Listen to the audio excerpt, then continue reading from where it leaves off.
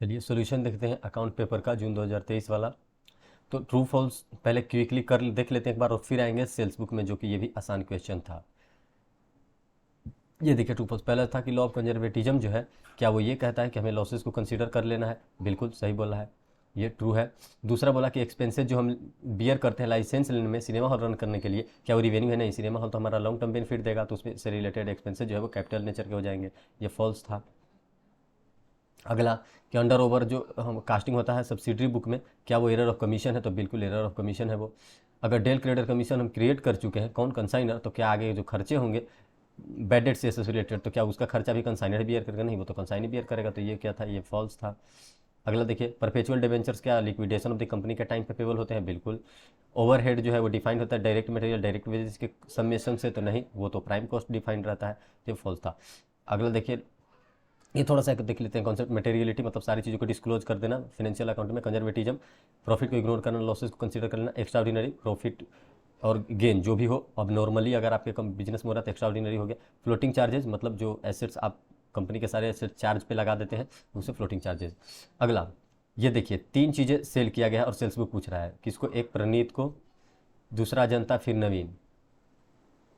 तो कुछ नहीं करना था, परनीत, अजंता और नवीन तीनों को जो जो भी रेट दिया हुआ है, जितने अमाउंट है सबको मल्टीप्लाई करके परसेंटेज उनका जो है क्रेडिट डिस्काउंट वाला माइनस कर लेना था और सेल्स बुक रेडी। अगला मेन है मशीनरी अकाउंट, मतलब डिप्रिसिएशन। डिप्रिसिएशन में मशीनरी अकाउंट पूछा, मुझे पता है कि मशीनरी अकाउंट में हम जो एक्चुअल कॉस्ट दिखाते हैं, चाहे वो सेल हुआ हो या फिर अभी जो हो, तो स्टार्टिंग में हमें 12 लाख का बैलेंस दिया हुआ तो टू बैलेंस बी डी हमने लिख दिया 12 लाख। फिर बाद में पता चला कि 1, 10, 21 को हमें एक और खरीदना है, तो उसको हमने दिखा दिया टू बैंक। तो टोटल कितना हो गया हमारा? 16,80,000। अब 16,80,000 में हमें पता है कि बाद में 2 लाख वाला बिक गया है, सिर्फ कॉस्ट ही दिखाते हैं तो 2 लाख दिखा दिया कॉस्ट, और 14,80,000 हमारा जो है वो बैलेंस बच गया। अगला ये प्रोविजन ऑफ डिप्रिसिएशन, तो बैलेंस दिया हुआ है प्रोविजन का, तो 4,65,000 बैलेंस दे दिए। करंट ईयर में जो डिप्रिसिएशन लगा है, जो 2 लाख वाला बिका है उस पर, तो 7290 लगेगा। कैसे? पहले आप क्या कीजिएगा, 2 लाख वाले का 10% पहले ईयर, सेकेंड ईयर में भी, थर्ड ईयर में भी, क्यों? क्योंकि 18 से 21 तक आना है और वो भी सितंबर में भी जाना है, यानी कि पूरे 3.5 साल का। सितंबर में भी 6 महीना इधर भी बच गया और 3 साल उधर। तो पहले पहले पूरा लगा लीजिएगा 3 महीने का, जो पूरे 3 महीने का, पूरे 3 साल का लगाइएगा, और उसके बाद 6 महीने वाला, तो लास्ट के 6 महीने वाला जो करंट ईयर वाला होगा यहाँ आ जाएगा 6 महीने वाला 7290। और जो बाकी सारे जो 10 लाख वाले और जो सामान थे उस पर डिप्रिसिएशन लगेगा 58,920 आ जाएगा। इस पर भी डिप्रिसिएशन कैसे लगाएंगे? आप करंट वाला डिप्रिसिएशन लगाएंगे।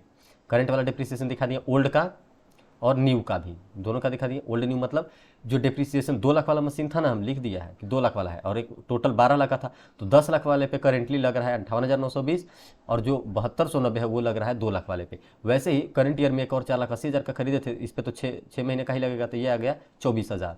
और जब हम क्रेडिट साइड जाएंगे तो पूरा डिप्रिसिएशन जो अब तक लग चुका है हमारा 2 लाख वाले पे वो दिखा देंगे, और क्योंकि 10 लाख वाला मशीन तो अभी कुछ बिका उका है नहीं, तो उसको उसको उसके उसका डिप्रिसिएशन इधर नहीं दिखाएंगे ओवरऑल, और बैलेंस सीडी कर देंगे जितना अमाउंट होगा उतना। आगे देखिए, ऐसे डिस्पोजल अकाउंट में हमें पता है कि जितना का डिस्पोज हुआ है उससे रिलेटेड प्रॉफिट लॉस सब कुछ इसमें फाइंड होता है। तो मशीन था 2 लाख का, अब तक टोटल डिप्रिसिएशन 61,490 लग चुका है, प्लस जब हम बेचे तो हमको 1,10,000 में वो बिका, यानी कि लॉस हुआ है हमारा 28,510 का। ठीक है, अब आइए बैंक रिकन्सिलेशन स्टेटमेंट में, क्वेश्चन देख लीजिए। बीआरएस वाला किधर गया? ये तो हो गया, ये क्वेश्चन मैंने पूरा समझा दिया। Overdraft as per cash book दिया हुआ है, तो किस में लेंगे हम इसको? हम इसको माइनस में ले लेंगे। ओके, माइनस में हो गया। दूसरा चेक डिपॉजिट 15 फरवरी को, लेकिन क्रेडिट हुआ है 5 अप्रैल को बाद में, तो यानी कि हम पहले ही क्रेडिट ले लेते, तो इसको हम क्या कर लेंगे? इसको माइनस कर लेंगे। लास्ट में हम दिखाएंगे आपको इसका कि जो आंसर आया वो कैसे आया। फिर इंटरेस्ट जो है वो बैंक डेबिट कर लिया, तो हमें भी डेबिट कर लेनी चाहिए, तो हमें भी माइनस कर लेनी चाहिए। चेक हम इशू कर दिए हैं 31 मार्च से पहले ही, लेकिन बैंक जो है वो अभी तक इशू नहीं किया, यानी बैंक अभी घटा नहीं है, तो हम इसको 7,75,000 को क्या कर लेंगे? फिर से ऐड कर लेंगे। बोल रहा है कि बैंक एक गलती से 1,50,000 एरर कर लिया है, यानी कि बैंक बढ़ गया, तो हम कैशबुक में भी क्या करेंगे? 1,50,000 बढ़ा लेंगे। फिर वैसे ही डिपॉजिट जो है, ड्राफ्ट डिपॉजिट हुआ है बैंक में, लेकिन क्रेडिट नहीं हुआ है 31 मार्च तक, तो डिपॉजिट किए होंगे तब तक कैशबुक बढ़ा दिए होंगे, तो हमें क्या करना चाहिए? कैशबुक घटा देनी चाहिए, क्योंकि पासबुक अभी तो घटा ही हुआ होगा। Bill for collection credited by bank but no advice receive, bank जो है क्रेडिट हो गया, तो हमें भी क्या करनी चाहिए? उस अमाउंट को ऐड कर लेनी चाहिए। कोई इन्फॉर्मेशन तो अभी मिला नहीं था। बैंक चार्ज अगर कर लिया है तो हमें भी वो चार्ज क्रिएट कर देनी चाहिए और माइनस कर लेनी चाहिए। वैसे कुछ गवर्नमेंट से डायरेक्टली रिसीव हुआ है अमाउंट, कोई सब्सिडी, और हमें नहीं पता, तो हम भी उसको ऐड कर लेंगे, प्लस 17,50,000। टोटल देखिए इसका सोल्यूशन किधर गया? सोल्यूशन ये देखिए, सब कुछ जो है करने के बाद आपको overdraft balance as per passbook बचेगा इतना। आगे आइए, अगला जो क्वेश्चन था वो किस चीज़ पे था? अगला क्वेश्चन, हाँ, अगला क्वेश्चन है कैलकुलेशन ऑफ, क्या क्या पूछा है? वैल्यू ऑफ स्टॉक, स्टॉक का भी कैलकुलेशन करना है और नेट प्रॉफिट का भी कैलकुलेशन करना है। तो देखिए, स्टॉक से ऊपर नीचे जितना वैल्यू हुआ होगा उसको हम स्टॉक में ले जाएंगे और प्रॉफिट से रिलेटेड जितना होगा उसको प्रॉफिट में ले जाएंगे। जैसे देखिए, पहले हम कंसीडर कर लेते हैं स्टॉक को। स्टॉक को अगर आप कैलकुलेट करेंगे तो पहले तो गिवन है कि 2,55,000 स्टॉक है। फिर लिखा है कि 1,00,000 जो 85,000 का है वो इंक्लूडेड नहीं है। देख लीजिए क्वेश्चन में क्या है,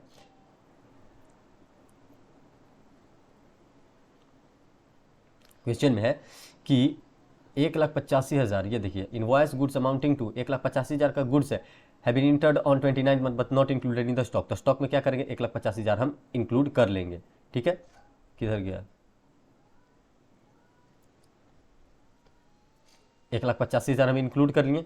वैसे ही लास्ट में लिखा हुआ कि 55,000 का जो है वो अनसोल्ड है, उस पर कोई कुछ भी पता नहीं चला, तो वो 55,000 वाला भी हमारे पास आ गया, यानी कि टोटल स्टॉक का हमारा हो गया 4,95,000 का। वैसे ही जब प्रॉफिट में आप जाएंगे तो वहाँ पे बैलेंस दिया हुआ है और जो नेट प्रॉफिट इतना था। ठीक, अब स्टॉक जो है वो इंक्रीज हुआ, कैसे? टोटल ऑफ स्टॉक जो स्टार्टिंग में आप देख रहे थे, देखिए टोटल स्टॉक जो है वो आपका किधर गया, हाँ ये देखिए आपका स्टॉक कितना था, बाद में फिर क्या हुआ, 1,85,000 वाला दोनों को सम कर लीजिए, और ये क्या हुआ कि सेल्स अमाउंटिंग टू 2,05,000, तो इस सबको प्लस करके और माइनस कर लीजिएगा तो आपको कितना बचेगा, क्योंकि पहले से 4,95,000 था, 2,55,000 जो है अभी हुआ, तो टोटल इंक्रीज कितना हुआ? जैसे कि 2,55,000 का स्टार्टिंग में लिखा हुआ था ना आपका स्टॉक, ठीक है, और अब जो टोटल स्टॉक हो गया 4,95,000, देख लीजिए ऊपर हमने कैलकुलेट किया 4,95,000 का हो गया, और शुरुआत में कितना था, शुरुआत में था 4,95,000 का टोटल 4,95,000, 2,55,000 का था स्टार्टिंग में कितना का था, 2,55,000 का, अब हो गया 4,95,000। तो इंक्रीज कितना हुआ है, जितना इंक्रीज हुआ है हमारा प्रॉफिट है, तो 2,40,000 इंक्रीज हुआ है, तो उस प्रॉफिट को भी हम प्रॉफिट में ले लिए स्टॉक का। दूसरा है कि 10,500, देख लीजिएगा क्वेश्चन में क्लियरली लिखा है कि जो एक्सपेंसेस था उसको भी इंक्लूड नहीं किए थे, तो उसको अब हम, वो घटा हुआ उधर तो बढ़ गया होगा एक्सपेंसेस, तो वो बढ़ गया तो इधर हम उसको प्लस कर लेंगे ताकि हमारा प्रॉफिट जो है वो बढ़ जाए। क्यों? क्योंकि अगर प्रॉफिट में से उधर क्या था कि परचेज में से 10,500 आप माइनस नहीं किए हैं, यही क्वेश्चन में था ना। ये देखिए कि परचेज में आपका 10,500 इंक्लूडेड है, यानी कि परचेज से अभी 10,500 हटाए नहीं थे, परचेज में से अगर वो हट जाता तो हमारा प्रॉफिट इंक्रीज हो जाता, तो मैंने उसको हटाकर और प्रॉफिट इंक्रीज कर दिया 10,500। ठीक, फिर फ्री सैंपल वाला का तो कोई एंट्री नहीं होगा, क्यों? क्योंकि फ्री सैंपल वाला जो है एक बार परचेज से हटेगा और फिर क्रेडिट साइड में भी चला जाएगा, तो दोनों का इंपैक्ट क्या हो जाएगा, जीरो हो जाएगा, तो कुछ फायदा है नहीं, क्रेडिट साइड भी जाएगा डेबिट साइड भी, तो बोला तो फर्क करेगा नहीं। लेकिन जो सेल्स इंक्लूड नहीं हुआ है 2,05,000 का, साफ नीचे क्वेश्चन में लिखा है इंक्लूड नहीं किया है, तो सेल्स को इंक्लूड कर लेंगे, सेल्स से हमारा प्रॉफिट बढ़ता है, तो प्लस 2,05,000 प्लस ये देखिए 55,000 पे 33% जो था आपका, क्या था, प्रॉफिट इसमें इंक्लूडेड था, तो 33% अगर प्रॉफिट इंक्लूडेड था तो उसमें से अगर हम 1/4 करेंगे कि टोटल प्रॉफिट ये कितना था, मतलब 55,000 का तो कॉस्ट था 33%, तो 33% अगर इसमें ऐड कर देंगे 55,000 में तो कितना हो जाएगा 23,333, मतलब इतना आ जाएगा, तो इसको क्या कर लेंगे हम माइनस, इसमें से माइनस कर लेंगे तो हमारा नेट प्रॉफिट आ जाएगा 9,57,160। समझ गए? इतना कहाँ जो हमारा एक्चुअल में कॉस्ट था, और ये भी दिखे कि हम इतना प्रॉफिट पे भेजे थे, तो ठीक है जितना प्रॉफिट पे आप भेजे थे उस सबको कंसीडर कर लीजिए, और यहाँ से क्या कर लीजिए माइनस।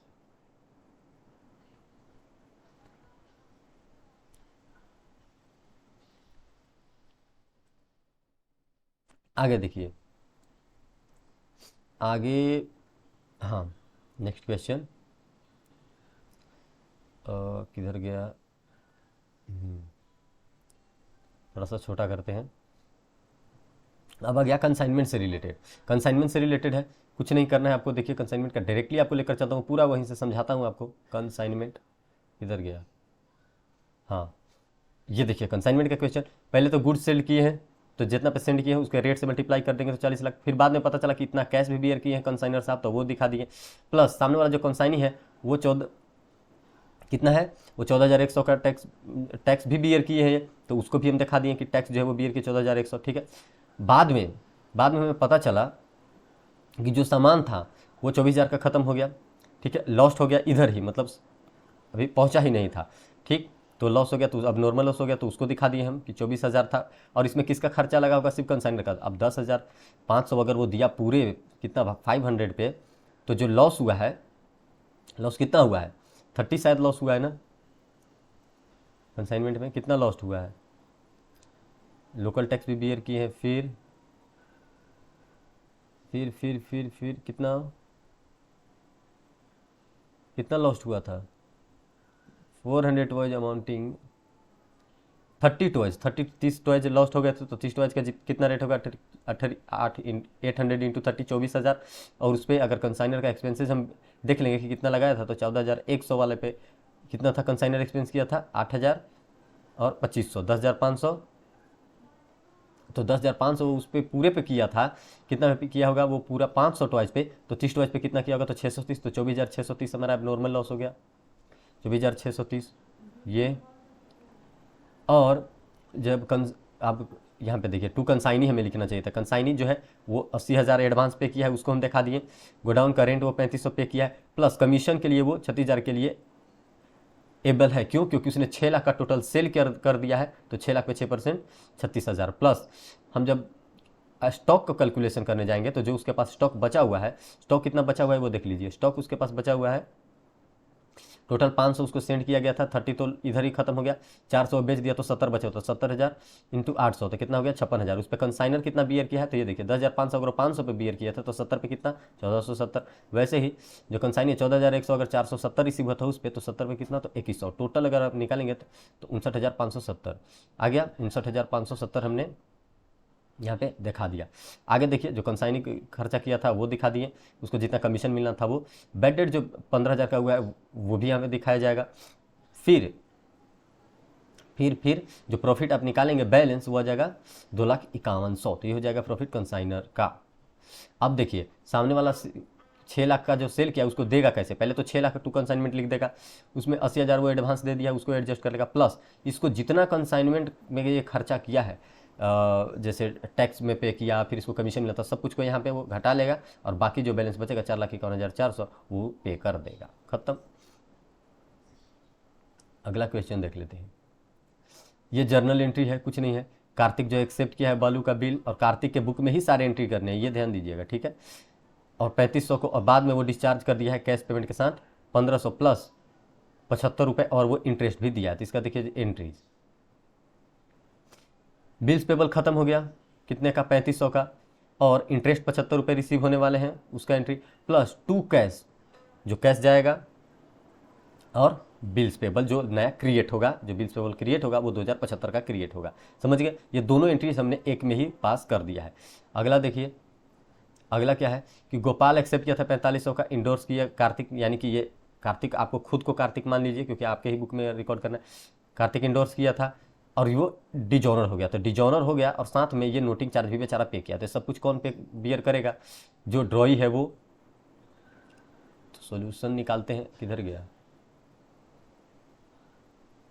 तो सोल्यूशन में जब आप देखेंगे तो आपको पता चलेगा, drawee account debit to endorsee हो गया, एंड सेकेंड जो एंट्री पास करेंगे कि गोपाल टू मोहन, ये तो लास्ट वाला का हो गया ना, गोपाल टू मोहन उसी में था क्या,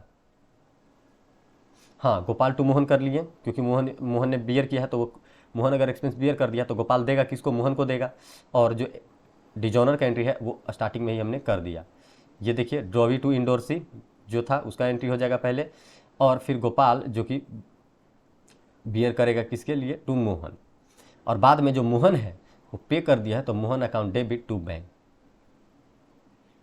मोहन को देना है, तो Mohan account debit to bank. Last entry देख लीजिए, Mohan account debit to bank, क्योंकि bill was withdrawn against cheque, bill withdraw हो गया चेक से, तो कर दिया हमने। दोषी जो रिटायर किए 2,500, जो ड्रॉ किया गया था बिल उस पर कार्तिक के लिए, प्लस 25 रुपये डिस्काउंट के साथ, तो वो देखिए, मतलब कार्तिक पे जो बिल बना, कार्तिक ने जो बिल एक्सेप्ट करवाया था दोषी से 2,500 का, उसने 2,500 में से 25 रुपये कम पे ही पे किए, और कार्तिक ने एक्सेप्ट कर लिया, मतलब वो टाइम से पहले ही दे दिया होगा, तो कार्तिक को तो उसे ले ही लेना था। तो देखिए कैश मिला कार्तिक को कितना, 2,475, 25 रुपये तो रिबेट इसको देना पड़ा, और टोटल लेना था इसको 2,500। अगला देखिए, हमें पता है कि बिल, देख लीजिए क्वेश्चन एक बार, कि कार्तिक एक्सेप्टेंस टू प्रेम, एक तो कार्तिक ने एक्सेप्ट किया डिस्चार्ज बाई प्रेम, ठीक, फिर बाद में 100 का एक्सेप्टेंस टू कार्तिक, यानी कि एक बार तो कार्तिक खुद बिल्स पेबल एक्सेप्ट किया है क्योंकि यहाँ पे एक्सेप्टेंस दिया, बाद में इसके पास एक बिल्स रिसीवेबल भी है, दोनों के साथ वो कैंसिल कर दिया, मतलब एक से बिल्स रिसीवेबल इसको लेना था और एक को देना था, तो इसने क्या किया, कार्तिक ने कुछ नहीं किया, बिल्स रिसीवेबल को डेबिट कर दिया और बिल्स पेबल को डेबिट कर दिया और बिल्स रिसीवेबल को क्रेडिट कर दिया, यानी कि जो रिसीव करना था वो हमने दे दिया और जो हमको मिलना चाहिए था वो हमने नहीं लिया, खत्म। अब देखिए एवरेज ड्यू डेट वाला में क्या है कि दोनों का ड्यू डेट अलग अलग निकाल कर इंटरेस्ट कैलकुलेट कर लिए तो भी आपको मार्क्स मिलने के चांसेस हैं, वो तो फुल मार्क्स मिलेगा। लेकिन अगर आपने एक में ही कैलकुलेट कर लिया तो हो सकता है ज़्यादा से ज़्यादा 1-2 नंबर कटे, इससे ज़्यादा नहीं, लेकिन इंटरेस्ट सही आया है तो पूरे मार्क्स आपको दे दिए जाएंगे। अगला question sales on return basis वाला था। देखिए अगला question sales on return basis वाला था, ये तो हमने देख लिया। सेल्स और रिटर्न बेसिस में बोल दिया कि बिल्स रिसीवेबल डेटर रिसीवेबल इतना है तो डेटर से कोई लेना देना नहीं। 10,000 गुड्स सेंड किया था, बाद में वो एक्सेप्टेंस नहीं दिया तो हम 10,000 को क्या कर लिए होंगे, सेल्स रिटर्न मान लेंगे। फिर बाद में वो एक्सेप्टेंस दिया तो 6,000 के लिए हम एक्सेप्टेंस के लिए फिर से सेल मान लेंगे और बाकी के लिए वो रिटर्न कर दिया तो रिटर्न का एंट्री नहीं करेंगे क्योंकि स्टार्टिंग में ही 10,000 का हम रिटर्न की एंट्री कर लिए थे। प्लस आगे देखिए 70,000 का क्लोजिंग स्टॉक अभी बचा हुआ था, क्लोजिंग स्टॉक जो हुआ उसमें से जो हमारे को नहीं अभी मिला है उसको उस स्टॉक को हम हटा देंगे क्योंकि ये पूछ रहा है कि बैलेंस शीट में आप कैसे इस चीज़ को दिखाएंगे। ठीक है, तो देखिए कैसे दिखाएंगे, सब कुछ समझा देते हैं आपको। पहले तो कि सेल्स आप डेबिट कर लिए होंगे 31 तारीख को, कोई इंटीमेशन मिला तो सेल्स अकाउंट डेबिट हुआ, हमको आ गया, हमको कोई लेना देना नहीं, हम मान लिया कि सेल हमारा नहीं हुआ था। बाद में पता चला कि जो हमारा स्टॉक था उस पर 25% का हमारा मतलब प्रॉफिट जुड़ा हुआ था। ठीक है, सेल्स पे 25 था, क्वेश्चन में देख लीजिए कितना है, 25% ओवर भेजा था तो 25% क्या कर लेगा, ये कम कर लेगा। मान लीजिए कि मैं सोचा कि 10,000 का मेरा बिकेगा, 10,000 का बिका ही नहीं तो उसमें हम मान लिए थे कि 8,000 का सामान हम भेज रहे हैं लेकिन 10,000 में वो बिकेगा, मैंने 2,000 प्रॉफिट उसमें इंक्लूड कर दिया था। तो जब मेरे पास सामान आएगा तो वो 2,000 थोड़े अभी बिका ही नहीं है तो हमारे पास 8,000 ही आएगा। तो ये देखिए 8,000 दिखा दिया कस्टमर कि inventory with customer to trading account. ठीक है, 10,000 माइनस 20%। बाद में जो क्या हुआ कि उसने सेल मान लिया, डेटर क्या बोला कि मैं सेल मान लेता हूँ तो उसका एंट्री आपको करना होगा debtor account debit to sales account 6,000। अब बैलेंस शीट में आपको कैसे दिखाना है वो देख लीजिए। तो बैलेंस शीट में आप दिखाएंगे पहले तो स्टॉक जैसे बुक में दिया हुआ 70,000 सबसे लास्ट में, प्लस स्टॉक विद अरुण जो बचा हुआ है हमारे पास 8,000 का, इन्वेंट्री विद कस्टमर जो फाइंड किया तो 78,000 टोटल स्टॉक हो गया। आगे देखिए डेटर 1,10,000 का स्टार्टिंग में था और डेटर जो 10,000 का हम कैंसिल किए हैं पीछे वो 10,000 माइनस कर देंगे, 1 लाख हो जाएगा, तो ये खत्म हो गया। अब आइए एनपीओ, तो एनपीओ में देखिए टोटल कैलकुलेशन नहीं दिखाएंगे लेकिन पूरा हम एक सजेशन दे देते हैं कि इंटरेस्ट दिया हुआ था 10% जिसका वैल्यू 10,000 था, तो इन्वेस्टमेंट का अगर 10% 10,000 है तो उसका 100% कितना होगा, तो 1 लाख। तो 1 लाख ओपनिंग बैलेंस शीट में भी और 1 लाख क्लोजिंग बैलेंस शीट में भी जाएगा इन्वेंट्री के अमाउंट से। वैसे ही नेट चैरिटी से कुछ एक्सपेंसेस और इनकम रिलेटेड तो 16,500 इनकम था और एक्सपेंसेस 2750 था तो उसको माइनस करके नेट इनकम साइड आप दिखा देंगे। आगे देखिए बैलेंस शीट में जो है ओपनिंग क्लोजिंग सब्सक्रिप्शन जाएगा, जो 2 बैलेंस शीट आप बनाएंगे उसमें, प्लस जो ये कैलकुलेशन है सब्सक्रिप्शन का वो इनकम एक्सपेंडिचर में भी जाएगा। आगे देखिए मेडिसिन में भी वही है, जो ओपनिंग मेडिसिन क्लोजिंग मेडिसिन है वो बैलेंस शीट में जाएगा और प्लस टोटल जो है मेडिसिन कंज्यूम्ड फाइन करेंगे ओपनिंग माइनस क्लोजिंग और परचेज को ऐड करके। ठीक है, और इसको बैलेंस शीट में भी वैसे दिखाएंगे, बीएस लिखना चाहिए था। अब देखिए इक्विपमेंट लिखा हुआ है 21,500 का और उसका वैल्यू अभी बचा हुआ है 27,200। ठीक है, और फिर लिखा हुआ था बीच में ऊपर की 25,000 का परचेज भी किया जब बैलेंस शीट में जाएंगे, तो यानी कि 21,500 का तो इक्विपमेंट पहले था, फिर हमने परचेज किया 25,000 का और अब 37,200 ही बच रहा है, यानी कि ये टोटल जो था वो करीब हो गया होगा कितना, 46,500 में हमारे पास 37,200 ही बच रहा है, यानी कि हमारा जो है वो 93,000 का डिप्रिसिएशन उस पर लग गया था। ये कहाँ जाएगा, इनकम एक्सपेंडिचर में, अरे सारे वैल्यू जाएंगे, एक जाएगा बैलेंस शीट में चले जाएगा। वैसे ही बिल्डिंग का जो डिप्रिसिएशन है 3250 आ रहा है तो इसको जाएगा इनकम एक्सपेंडिचर में और बिल्डिंग का वैल्यू जो जाएगा वो माइनस करके बैलेंस शीट में डिप्रिसिएशन इनकम एक्सपेंडिचर में जाएगा। अब देखिए गारंटीड प्रॉफिट वाला एक क्वेश्चन था, गारंटीड प्रॉफिट वाला ये तो हो गया। हाँ गारंटीड प्रॉफिट, तो देखिए इसको अच्छे से देख लीजिएगा। गारंटीड प्रॉफिट वाला क्या था कि हम फाइंड करेंगे कि 1,80,00,000 जो टोटल है, जैसे कि देख लीजिए यहाँ पे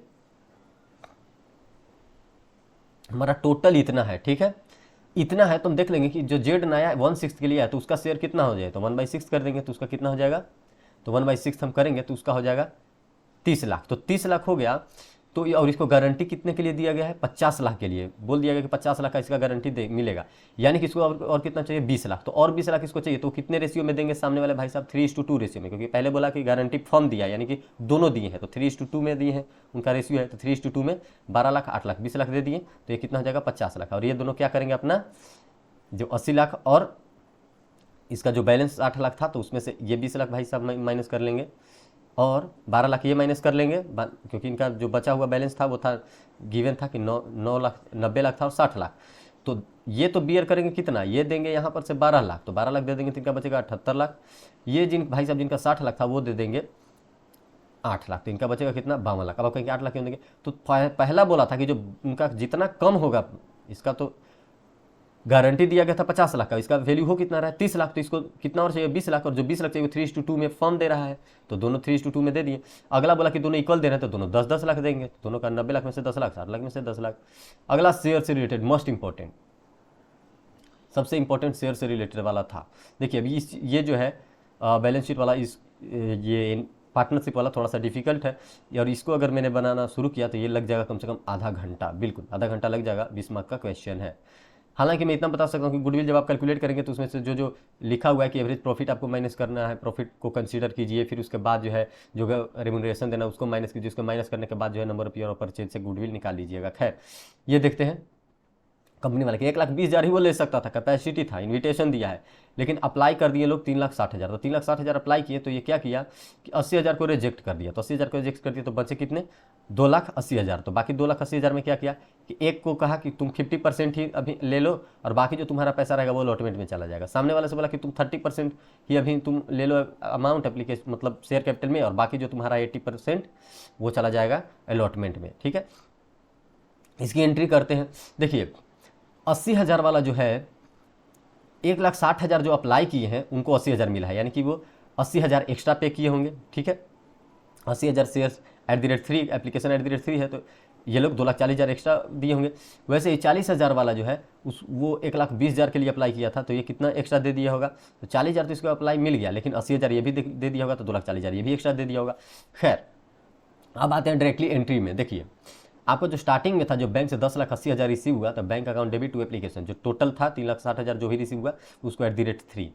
बाद में हमको पता चला कि ये 10,80,000 कर दीजिए, 10,80,000 कि 10,80,000 ही हमको एडजस्ट करना है, टोटल हमको रिसीव हुआ है। उसमें से हमारा शेयर कैपिटल में कितना जाएगा, तो हमारा कैपेसिटी है 1,20,000 इंटू 3 का ही, जैसे क्वेश्चन सजेस्ट करते, तो 3,60,000 जाएगा।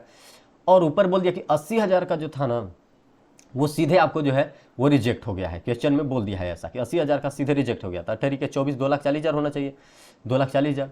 ठीक है, तो 2,40,000 और 40,000 कहाँ हुआ तो वो देख लीजिए। जब अलॉटमेंट में गए हम, अलॉटमेंट में तो जो 2,40,000 वाला था, देखिए समझा देते हैं यहीं पे कि कहाँ से 2,80,000, 80,000 तो रिजेक्ट हुआ, तो 80,000 @3 2,40,000 लिखना चाहिए। लेकिन जब हम गए कि 80,000 वाला जिसको 3,60,000 मिला हुआ था वहाँ पे शेयर्स, तो उसका देख रहे हैं कि उसने एवब कितना दिया है, तो 2,40,000। अब इसका ड्यू कितना आ रहा था, तो 80,000 @5 4 लाख का, और इसने एक्स्ट्रा कितना दिया है 2,40,000, तो 4 लाख में 2,40,000 में एडजस्ट हो जाएगा, बिल्कुल हो जाएगा, खत्म। नेक्स्ट वन जब हम देखें कि उसमें था 40,000 वाला शेयर जिसको मिला था, 80,000 वाले 1,20,000 वाले को मिला था 40,000, तो उसका जब एप्लीकेशन जब हम अलॉटमेंट में गए तो पता चला कि 40,000 कितना हो जाएगा 5, यानी कि 2 लाख, और एक्स्ट्रा उसने कितना पे किया है ये देखिए, तो उसने पे किया है 8,000 @3, यानी कि 2,40,000 उसने भी ज़्यादा पे किया था, तो एडजस्ट करना है 2 लाख ही, और दे दिया था कितना 40,000 2,000 एक्स्ट्रा, तो कितना हो गया 40,000 एक्स्ट्रा है, तो 40,000 एक्स्ट्रा भी यहाँ पे रिफंड कर दिए, और प्लस जो 80,000 रिजेक्ट हुआ है उसको भी यहाँ पे रिफंड कर दिए, तो टोटल रिफंड जो हो जाएगा वो 2,80,000 हो जाएगा। ठीक है, आगे देखिए, आगे आपको समझ में आ जाएगा। और इस शेयर कैपिटल में जो जाएगा 3,60,000 जो एक्चुअल है, और अलॉटमेंट में जो जाएगा वो जाएगा 2,40,000 जो बैलेंस बंच किया, तो 2,40,000। आगे देखिए मैं आपको पूरा समझा देता हूँ। जैसे अलॉटमेंट ड्यू हुआ 1,20,000 @5 से 6 लाख से ड्यू हुआ, ठीक, तो शेयर कैपिटल में कितना जाएगा 1,20,000 @3, और प्रीमियम में जाएगा 2,40,000। उसके बाद क्या होता है कि एक आदमी था जिसने पेमेंट नहीं किया, तो पेमेंट नहीं किया, कॉल सीन अरियर कर दिया, तो 680 से जो है वो अरियर किया है, तो 680 माइनस कर देंगे किस में से 1,60,000 से। अब बोलेंगे कि 1,60,000 कैसे है, यहाँ पे तो अलॉटमेंट ड्यू हुआ है 6 लाख से, 3,60,000 से होना चाहिए था। देखिए 3,60,000 से होना चाहिए था, लेकिन आगे देखिए कि एडजस्ट भी तो हुआ है, एडजस्ट हुआ ना, 2,40,000 वाला पहले ही एडजस्ट हो गया 3,60,000 में से, सॉरी 2,40,000 वाला नहीं, जो आपका अलॉटमेंट ड्यू एक्चुअली में कितना का था 1,20,000 @5, 6 लाख से ड्यू था, ठीक, उसमें हमें शेयर जो कैपिटल में जाएगा 3,60,000 जाएगा, और जो ओवर होगा SPR का वो 2,40,000 में जाएगा। लेकिन जब हम अलॉटमेंट में आए तो वहाँ पे हमको पता चला कि पहले से ही कुछ एक्स्ट्रा मिल चुका है। जैसे कि देखिए हम इधर बता देते हैं आपको, किधर गया, ये 80,000 वाला तो सीधे 2,40,000 वाला रिफंड होना था, ऊपर दे दिया है, ठीक। बाद में लिखा कि अलॉटमेंट ड्यू हुआ है, इसी का बात करें तो 80,000 @5 से, इसी शेयर्स पे, ठीक, तो इसका जो एक्स्ट्रा बच जाएगा 2,40,000 वो एडजस्ट हो जाएगा। वैसे ही 1,20,000 वाला जो 80,000 का एक्सेस था, ठीक, 80,000 एक्सेस, तो 80,000 एक्सेस था तो 80,000 इंटू 3 करेंगे तो 2,40,000 हो जाएगा, 2,40,000 एक्सेस था। लेकिन आगे एडजस्ट होना है सिर्फ 2 लाख, क्यों? क्योंकि 80,000 एट द रेट 5 ही लेना है अलॉटमेंट पे, तो 40,000 अभी भी ओवर है, तो 40,000 ये और 18 के 24 जो हुआ 2,40,000 ये दोनों जो एक्सेस है 2,40,000 2,80,000 हो जाएगा। वो कहाँ जाएंगे? आपको रिफंड हो जाएंगे, ठीक है, तो वो रिफंड हो गए। अलॉटमेंट में हमको कितना मिलेगा? अब हमको अलॉटमेंट में कम पैसे मिलेंगे, तो जो अलॉटमेंट में कम पैसे मिलेंगे उसको हमने यहाँ पे दिखा दिया कि कितना हमको अब अलॉटमेंट में मिलेगा। अब हमको अलॉटमेंट में मिलेगा सिर्फ 1,60,000, जिसमें फिर से देख रहे हैं कि कॉल्स इन अरियर हो गया 680 से, यानी कि अमाउंट हमको जो रिसीव हुआ 1,59,320 से। आगे देखिए रीइशू और फॉर फ्यूचर वाला। मेन इसमें ये समझिए कि जब आप अलॉटमेंट पे रिफंड कर रहे होंगे तो जो एक तो था कि जिसको 80,000 मिला था, 80,000 शेयर्स, और एक को मिला था 40,000 शेयर्स, यही मिला था ना, ठीक। और दोनों का एबव एक्स्ट्रा कितना दे रखे हैं? ये दे रखा है 80,000 एबव, और ये भी दे रखे हैं 80,000 एबव। तो इसका जब अलॉटमेंट ड्यू होगा तो 80,000 इंटू 5 यानी कि 4 लाख, और ये एक्स्ट्रा कितना दिया था? 80,000 इंटू 3 एप्लीकेशन पे एक्स्ट्रा दिया था, तो कितना? 2,40,000। तो 4 लाख में 2,40,000 आराम से खत्म हो जाएगा, तो कुछ भी रिफंड करने की जरूरत नहीं है। लेकिन यहाँ पे देख रहे हैं कि 40,000 एट द रेट 5 कर रहे हैं, 2 लाख ही हमको एडजस्ट करना है अलॉटमेंट में। लेकिन 80,000 at the rate 5, 80,000 at the rate 3 कितना दे दिए? 2,40,000। तो टोटल ओवर कितना दे दिए? 40,000, यानी कि अलॉटमेंट में हमारा अभी जो रिफंड करने का अमाउंट है, क्योंकि इसको फाइनल अकाउंट में तो लेना नहीं जाना है, फाइनल कॉल में एडजस्ट करने के, तो 40,000 यहाँ पे एक्स्ट्रा हो गया। प्लस शुरू में ही क्वेश्चन में दे दिया था कि 80,000 को आप लेते ही रिफंड कर दिए, तो 80,000 इंटू 3 वो हो गया, तो कितना हो जाएगा? 2,40,000 उधर और 40,000 इधर, तो कितना हो जाएगा? 2,80,000 रिफंड कर दिए, ठीक है, ये देख लीजिए। अब फॉर फ्यूचर में आइए, सामने वाला को अलॉट कितना किया गया था? 3,40,000, तो उससे हम शेयर कैपिटल से डेबिट कर दिए, 3400 हो गया, ठीक। प्लस 2 में देख रहे थे को प्रीमियम भी नहीं पे किया था, तो 340 इंटू 2 680, उसका देख रहे हैं कि टोटल जितना पे कर दिया था वो 2,040 रुपये था, टोटल उसका पेड अमाउंट आप देख लीजिए 2,40,000, प्लस जो कॉल्स इन अरियर बन जाएगा उसको बैलेंस में भी आप दिखा सकते हैं, बैलेंस कर देंगे, जैसे ये दोनों दिखा दिए और ये रिसीव्ड अमाउंट दिखा दिए शेयर फॉर फ्यूचर में कितना रिसीव हो गया था, तो जो बैलेंस बन जाएगा 2,040 वो कॉल्स इन अरियर हो जाएगा, ठीक है। आगे आइए, जब री इशू कर रहे हैं तो हम एक्स्ट्रा अमाउंट पे इशू कर रहे हैं, मतलब कि डिस्काउंट पे नहीं कर रहे हैं, हम प्रीमियम पे कर रहे हैं इशू। तो जब ज़्यादा पे इशू कर रहे हैं तो ज़्यादा अमाउंट जो है वो प्रीमियम में चलेगा, जो एक्चुअली बैलेंस है हमारा, जैसे 340 से री इशू कर रहे हैं तो 340 एट द रेट 3400 यहाँ जाएगा। तो जो शेयर्स पे जो एक्स्ट्रा बच गया 2,040 वो क्या चला जाएगा? कैपिटल रिजर्व में चला जाएगा। यही था टोटल। देखिए क्विक वे में सॉल्यूशन बताओ। मेन मैं जान रहा हूँ आपको कंपनी में दिक्कत होगा, कंपनी अकाउंट वाले में, लेकिन दिक्कत होनी नहीं चाहिए। मेन एडजस्ट करने का था, 80,000 तो पहले ही लिख दिया था ना। देखिए क्वेश्चन में आपको दिखाता हूँ, शायद आप समझ जाए। 80,000 वाला एक तो रिफंड पहले ही हो गया है, ठीक है, तो 80,000 एट द रेट 3 कितना हो गया? 2,40,000, ठीक है, 2,40,000 रिफंड हो चुका है, ओके, 240 हमको कर देना। 80,000 वाला का जो है वो हम अलॉट करेंगे, अलॉटमेंट के लिए रखेंगे एबव, तो 1,60,000 के लिए अप्लाई किया था, इसको मिला कितना? 80,000, यानी कि इसने एक्स्ट्रा दिया है 80,000, तो 80,000 एट द रेट 3 एप्लीकेशन पे कितना एक्स्ट्रा दे दिया है? 2,40,000 ये एक्स्ट्रा दे दिया, ठीक। अलॉटमेंट में कितना हो रहा है? 80,000 एट द रेट 5 प्रीमियम के साथ, तो कितना हो रहा है? 4 लाख। तो 4 लाख में 2,40,000 जो एक्स्ट्रा दिया वो एडजस्ट हो जाएगा, बिल्कुल हो जाएगा। तो कुछ आगे रिफंड होगा, इसमें से कुछ रिफंड नहीं होगा। लेकिन यहाँ पे देख रहे हैं कि 40,000 वाला का जो ड्यू हो रहा है अलॉटमेंट, वो कितना हो जाएगा? 40,000 एट द रेट 5 2 लाख, लेकिन इसने एक्स्ट्रा कितना दे रखा है? 80,000 एक्स्ट्रा दे रखा है, तो 80,000 एट द रेट 3 यानी कि 2,40,000 एक्स्ट्रा दे रखा है, जबकि अलॉटमेंट ड्यू कितना से हो रहा है? सिर्फ 2 लाख से। जब 2 लाख से ही हो रहा है, 2,40,000 एक्स्ट्रा पहले से ही दे रखा है, तो 40,000 एवब बच गया, तो 2,40,000 जो ऊपर वाला था और 40,000 इसमें से एवब आ गया, यानी कि टोटल 2,80,000 जो वो रिफंड हो जाएगा, और बाकी बैलेंस जो अलॉटमेंट की तरफ चले जाएंगे। और बाकी जो बैलेंस अलॉटमेंट की तरफ जाएंगे वो जब अलॉटमेंट ड्यू होगा उसे वो सेटल हो जाएंगे, यानी कि अलॉटमेंट जो है वो जितना से ड्यू हो रहा है, शेयर कैपिटल जितना आ रहा है अलॉटमेंट का, उसमें से जो बाकी ऊपर एबव जो है एडजस्टमेंट हम दिखाए हैं कितना हमारा अलॉटमेंट की तरफ सेटल होना, वो सेटल कर लेंगे। और प्लस में देख रहे हैं कि फिर भी एरियर हो रहा है अलॉटमेंट के टाइम पे भी, तो एरियर को दिखा देंगे, खत्म। और फाइनल कॉल में तो कुछ ऐसा है ही नहीं। और क्योंकि फॉरफिटेड शेयर्स यानी कि 3,40,000 ही फॉरफिट हुआ है, 6,80,000 के लिए अप्लाई किया था, 340 अलॉट हुआ था, तो 3,40,000 को हम रीइशू कर देंगे। और लास्ट में था इंपॉर्टेंस ऑफ जर्नल। आपको पता है इंपॉर्टेंस ऑफ जर्नल क्या है? रिकॉर्डिंग में हेल्प करता है, उससे आपको जो है वो एक प्रॉपर फॉर्मेट पता चलता है कि क्या क्या हमको रिकॉर्ड करना है, हमारा ट्रांजैक्शन कहाँ इनकर हुआ, हमारा उसका डबल इम्पैक्ट क्या हुआ वो पता चलता है क्लियरली। हम ये देख पाते हैं कि कौन सा किस नेचर का है, डेबिट का नेचर का है, क्रेडिट का है, लायबिलिटी एसेट्स, ये सब कुछ पता चल जाता है। उसको पोस्टिंग करते हैं हम लेजर में, तो ये भी पता चलता है कि ये पार्टिकुलर किस पर्सनल अकाउंट का। खैर ये सब कुछ हो गया सोल्यूशन। Thank you. एक क्विक सोल्यूशन था, आई बिलीव कि हाँ लगभग समझ में तो आ ही गया होगा, ऐसा नहीं कि बिल्कुल कुछ समझ में ही नहीं आया होगा। और हाँ, एक चीज़ जो मैं आपको बताना चाहूँगा कि स्टेप मार्किंग है, भूलिएगा नहीं। अगर अंतिम के वीडियो तक आप आए हैं तो आपको बता दूं कि स्टेप मार्किंग है। और अगर आप, ठीक है, अगर आप फॉर्मेट में अच्छे से प्रेजेंट नहीं कर पाए, ठीक है, लेटर सपोज की फॉर्मेट में कुछ गलती हो गई, लेकिन नीचे वर्किंग नोट क्लियरली दे दिए तो उस पर भी नंबर आपको मिल जाएगा। वर्किंग नोट पे ऊपर 1-2 नंबर कटने के चांसेस हो गए। तो जो नंबर मिलने के चांसेस हैं वो एनपीओ वाले क्वेश्चन में, और सबसे ज़्यादा नंबर मिलने के चांसेस है पार्टनरशिप वाला में। 20 मार्क्स का था, अगर गुडविल आप अच्छे से कैलकुलेट करते तो उसका आपको कम से कम 4 to 5 मार्क्स मिलता, क्योंकि वही हार्ड था।